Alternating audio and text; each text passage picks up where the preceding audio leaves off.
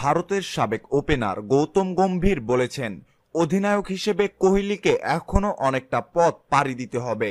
গৌতম গম্ভীর জানান, আমার মনে হয় না কোহলি বেশ বিচক্ষণ অধিনায়ক ও কৌশলীও নয়। এখনো আইপিএলে একটাও শিরোপা জিততে পারেনি। অধিনায়ক তখনই ভালো হিসেবে গণ্য হবেন যখন তিনি ট্রফি জেতেন।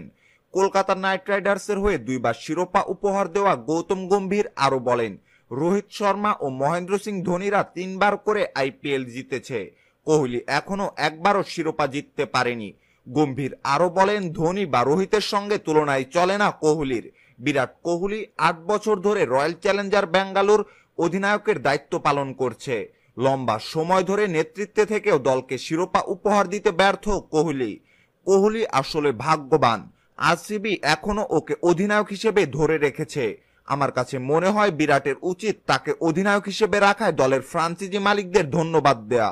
সম্মানিত ভিউয়ার্স, খবরটি সম্পর্কে আপনার মতামত জানিয়ে কমেন্ট বক্সে কমেন্ট করতে ভুলবেন না। ক্রিকেটের নিত্য নতুন সকল সংবাদ সবার আগে পেতে চ্যানেলটি এখনই সাবস্ক্রাইব করুন। ধন্যবাদ।